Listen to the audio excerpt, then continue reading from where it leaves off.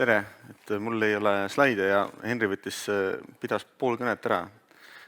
Mul polegi eriti palju rääkida, aga ma räägin Fermist alguseks, et on traditsioon kujunenud, et ma tõmban särgi selga ja tuletan meelde, et Fermi energia ongi Fermi energia. Et Fermi oli 24-aastane, siis kui ta oli jõudnud juba Saksamaal ja Hollandis õppida Euroopa parimate füüsikute käe all. Ja Austria füüsiku Wolfgang Pauli välistusprintsiipi arendades jõudis ta Fermi-Dirac statistikani, mida järgivad osakesed ja kvardid ja leptonid said nimeks hiljem fermionid. Me kutsume fermioniks enda suvekooli.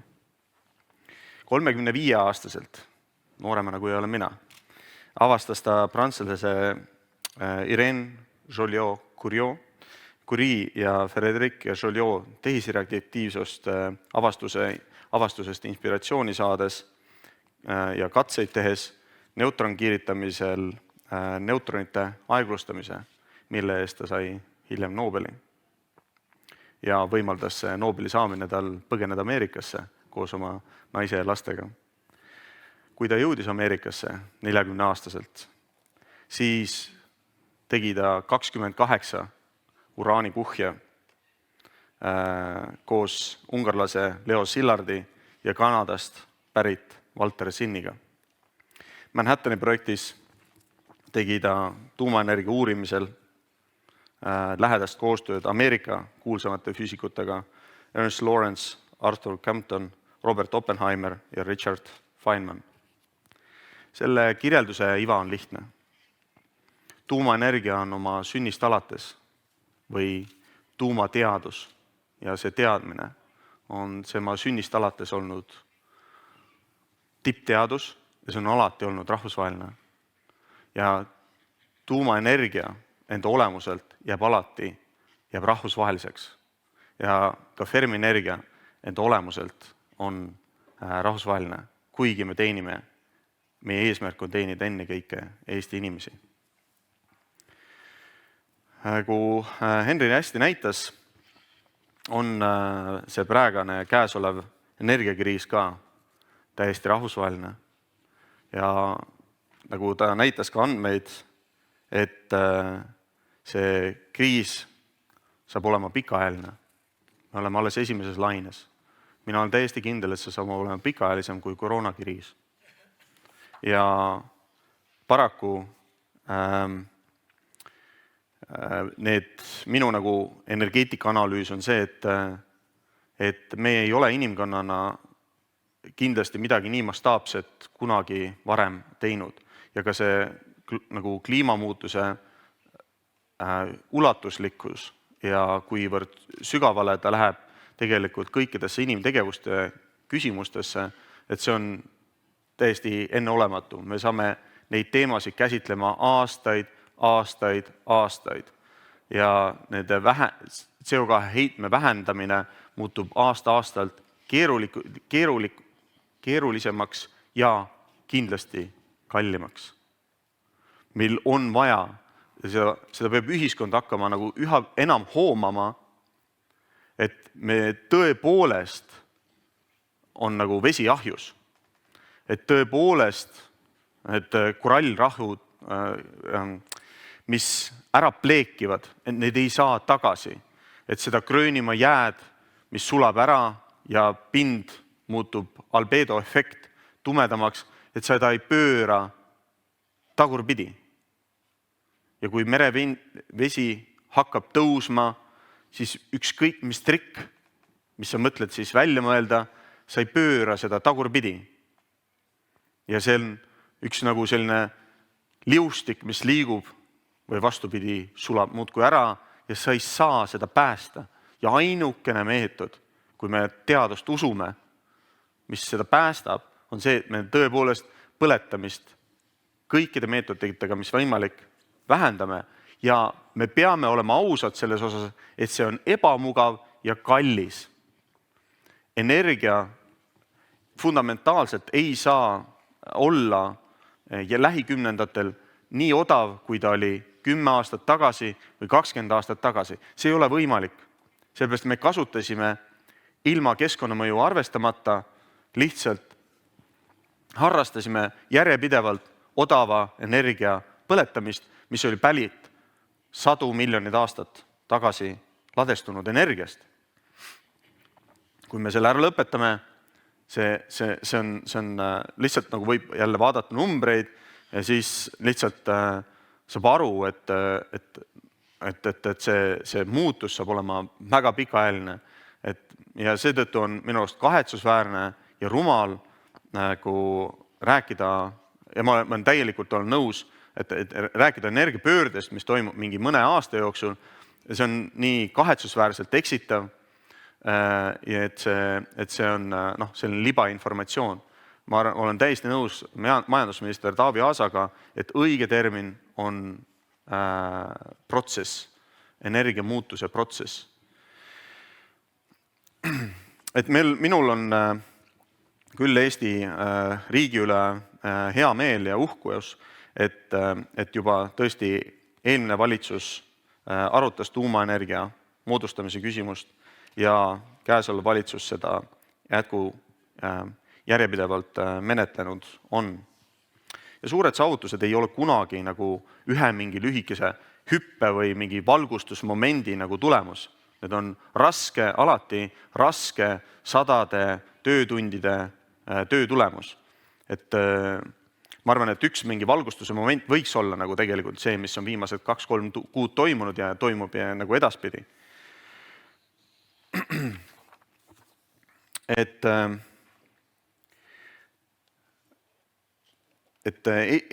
tõesti, nagu mida Sandor ka hommiku poole ütles, et Eesti ühiskonna huvides on ja kõikide Balti tarbijate ja Balti rahvaste huvides on see, et me elektri tootmise ükskõik kas tuuleenergia, päikseenergia, nende süsinikvabade tootmistega jõuaksime nagu edasi nii kiiresti kui võimalik. Iga aasta, mis me venitame, iga küttehooaeg läheb maksma 100 miljoneid eurosid meie ühiskondadele. 100 miljoneid eurosid. Baltikumi peale kokku võib-olla miljard. Mida inimesed kõik maksavad kinni. See ei ole nalja asi. See on tõeline valu minu ämmale, meie vanaemadele, peredele, ja loomulikult ebamugavus, väga suur ebamugavus ja tüliõun nagu poliitikutele. Muidugi see on kõige väiksem vaev. Neil on niikuinii tüliõunad. Et seetõttu vaid väike murdosa selle energialiisi leevendamise kuludest pühendada sellesse, et kiirendada selle tuumaenergia kasutuselevõttu Balti riikides.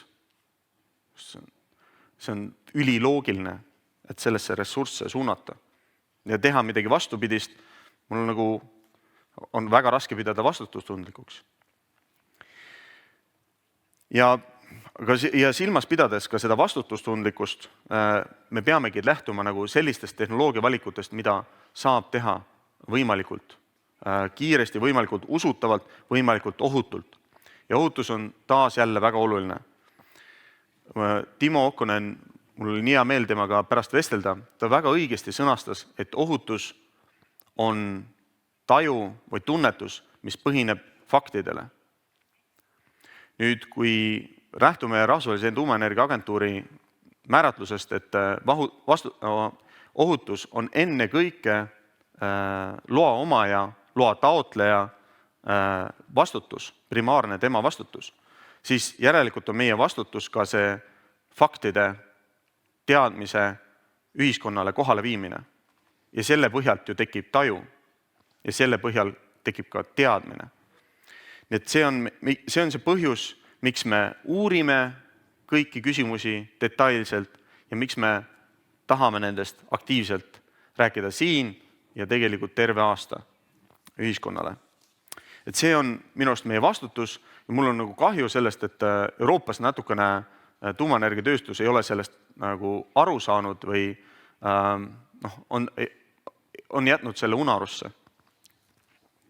Me sõnastasime mullu Fermi Energia jaoks nagu sellist 3 põhimõtet. Teaduspõhisus, avatus ja Eesti teenimine. Avatuse alla käib ka selline raporteerimine. Meie eelmise aasta aruanne saab olema auditeeritav KPMG poolt ja me kujundame ettevõtte ümber aktsiaseltsiks, teeme ettepaneku omanikele kujundada ümber aktsiaseltsiks.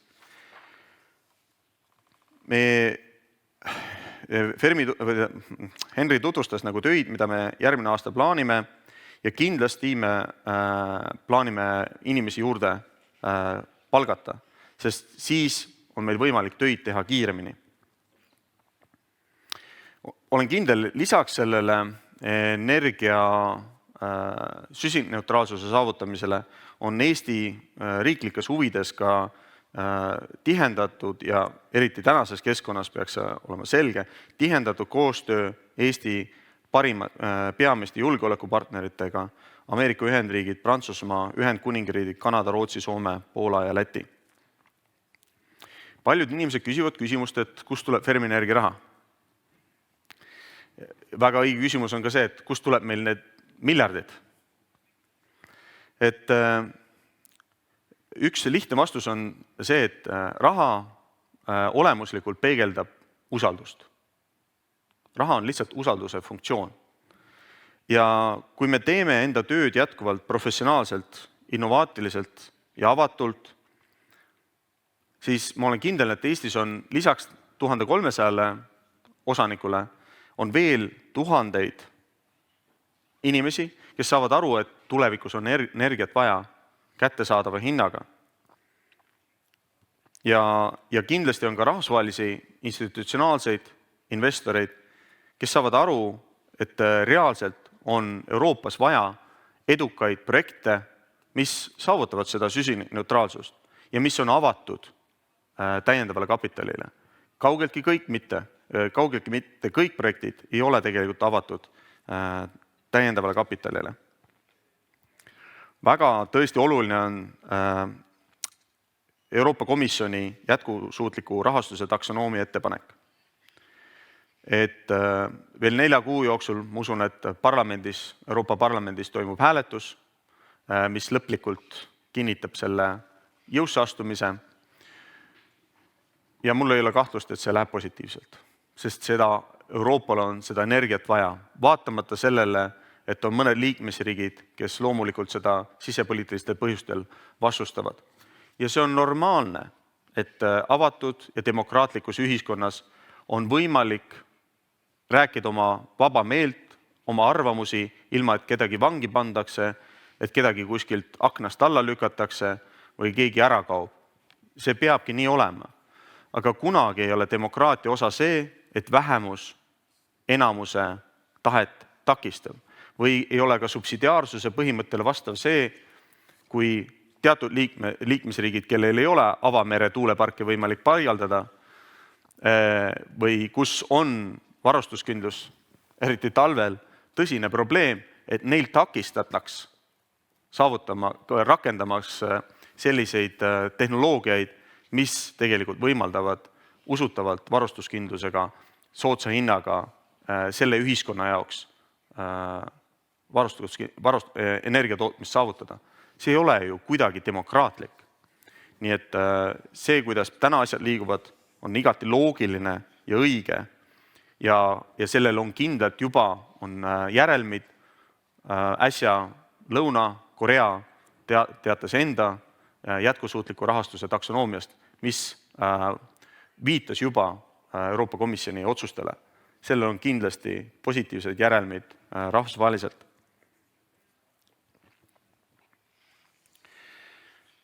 Meil on loomulikult tähtis see, et koostöö riigiga toimiks. Ja teistmoodi ei saagi ju Eesti ühiskond toimida, kui et erasektor ja riik teevad koostööd. Ma olen ise olnud avalikus teenistuses selleks, et teenida ühiskonda. Ja nii peabki see ju olema. Iga omavalitsus teenib oma kodanikke. Ega me ei ole see idapoolne riik, kus seal on mõeldud valitseja teenimiseks riik või tema mingite kinnisideede või hulluste. Meil on demokraatlik, avatud ühiskond, mis teenib oma kodanikke. See on kodanike riik. Mulle teeb tõeliselt head meelt teha koostööd Rootsi Vattenfalliga, kes on enda missiooniks võtnud, et jõuda fossiilkütuste vabaduseni ühe põlvkonna jooksul. See ei ole aastaajaline, aga üks põlvkond, no ma loodan, et see on enne 2040, sest Anna Borg andis eelmine aasta teada, et nad esimese suure energiaettevõttena Euroopas tahavad lõpetada maagaasi kasutamise energiatootmises. See on erakordne. See peaks olema ka eeskuju kõikidele teistele energiaettevõtetele, et lõpetada maagaasi põletamine. Sest mis oli COP26 oluline teema lisaks kivisöe lõpetamisele, oli arusaam, et meil on väga suured metaanilekked, millel on veel võimsam kliima soojendamise efekt kui CO2. Ja kui lekkemäär on ainult 3% metaani kogu selles tootmisahelas, tarneahelas ja tootmises, ainult 3% lekiks, siis on see kumulatiivne soojendamiskasvuhoone efekt võrdväärne kivisöe otsepõletamisega. Nii et maagaas ei ole puhas kütus. See on räpane kütus ja Euroopa puhul on see korruptiivne kütus, mis on viinud meid sellesse õnnetusse, mida me nagu Ukraina piiril näeme.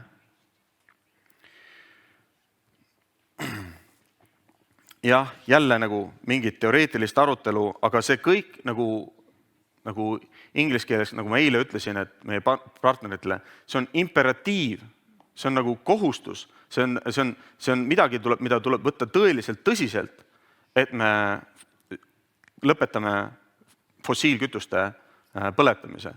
See on midagi sellist, nagu me võtame Eestis tõsisena 2%, nüüd 2,5% kaitsekuludest. See on kuidagi riiklikult oluline, aga see ei ole veel täna. See on ikka veel natukene nämmutamise teeme. Ikka veel on selline edvistamise teema, et see rohepööre ja bla. Aga seni, kuni ei võeta tõsiselt, ei tehta tõsiseid otsuseid ja selle nimel ei olda vastu võtma ebamugavust ja kulusid ja seda ei teadvustata ühiskonnale, seni on siuke edvistamise projekt. Seni see ei ole tegelikult tõsine.